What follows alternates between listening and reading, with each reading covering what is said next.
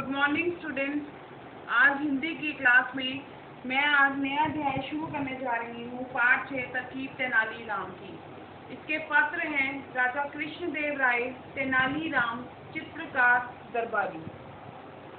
इसके पात्र हैं राजा कृष्णदेव राय, तेनालीराम, चित्रकार, दरबारी। तेनालीराम, इस नाम को तो आप जानते ही होंगे और ये इसका एक सीरियल आता है सब टीवी पे, तेनालीरामा। ये वही उसी तेनालीरामा की बात है जो चतुराई से बड़ी समस्याओं को भी सुलझा देता है। अब आपके इस चैप्टर में उसने राजा को सबक दिया है, हमें अपने गुस्से पर काबू रखना चाहिए। अब हम इस चैप्टर की रीडिंग करके ये देखते हैं कि तेनालीराम ने राजा को ये सबक क्यों दिया, ऐसा क्या हुआ कि उसने राजा को सबक दिया। चलिए मैं स्टार्ट कर रही हूँ रीडिंग। आप भी हर एक वर्ड पर फिंगर रखिए। एक दिन एक चित्रकार विजयनगर के राजा कृष्णदेव राय के राजमहल जा पहुंचा। रात्रि का समय था और राजा अपने परिवार के साथ भोजन कर रहे थे।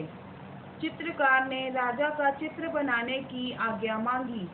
तब राजा ने उससे कहा, इस समय मैं अपने परिवार के साथ भोजन कर रहा हूँ, तुम इस दृश्य का सुंदर सा चित्र बनाओ। चित्रकार ने अपनी तुलिका से चित्र बनाना आरंभ कर दिया।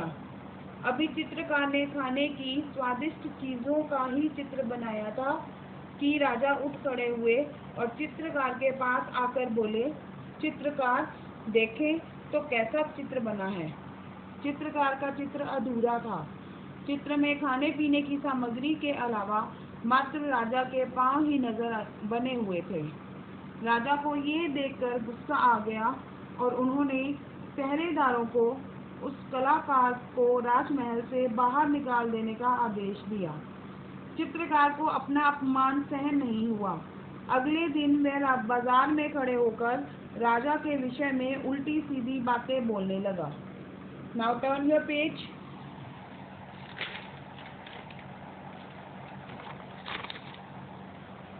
संयोग से उसी समय तेनालीराम वहां से गुजर रहा था। भीड़ देख वहां खड़ा हो गया और उसकी बातें सुनने लगा। तेनालीराम ने चित्रकार की बातें सुनी और चित्रकार के पास जाकर धीरे से कहा, यदि तुम राजा से अपने अपमान का बदला लेना चाहते हो तो मेरे साथ चलो। तेनाली की बात मानकर चित्रकार चुपचाप उसके घर चल पड़ा। तेनाली ने उसे अपनी योजना बता दी। फिर सारी रात चित्रकार तेनालीराम का चित्र बनाता रहा। सुबह सवेरे ही तेनालीराम ने वह चित्र ले जाकर राजमहल में दीवार के सहारे खड़ा कर दिया।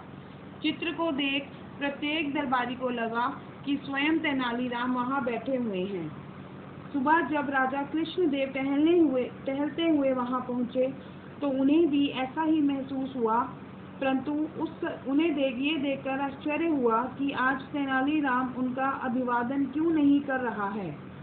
कुछ देर बाद जब राजा दोबारा चित्र के पास से गुजरे तो उन्हें लगा कि तेनालीराम अभी भी नहीं हिलडुल रहा है। तीसरी बार भी ऐसा ही हुआ। अब राजा गुस्से में आकर तेनालीराम को डांटने लगे, परंतु उन्हें ये देखकर हैरानी हुई कि वहाँ तेनालीराम नहीं बल्कि उसका चित्र रखा हुआ है। तेनालीराम से पूछने पर राजा को ये पता चला कि ये अद्भुत व सुंदर चित्र उसी चित्रकार ने बनाया है जिसे उन्होंने कल राजमहल से अपमानित कर बाहर निकाल दिया था। राजा ने चित्रकार को बुलाकर उसका सम्मान किया और एक थैला भरकर सोने के सिक्के देकर उसे पुरस्कृत किया। पुरस्कृत में उसे इनाम दिया। चित्रकार बहुत खुश हुआ और राजा को धन्यवाद देते हुए बोला, महाराज, ये सब तेनालीराम के कारण ही संभव हो सका है। राजा ने उस चित्रकार को विदा करते हुए कहा, तेनालीराम ने न केवल तुम्हें गुस्से पर काबू करने की सीख दी है बल्कि उसने मुझे भी यही पाठ पढ़ाया है। तो ये अध्याय पढ़ के हमें ये सीख मिलती है कि हमें अपने गुस्से पर हमेशा काबू रखना चाहिए। तो बच्चों, आप ये अध्याय को 2 बार पढ़ना और इसके जो कठिन शब्द हैं उनका लिख कर अभ्यास करना। धन्यवाद।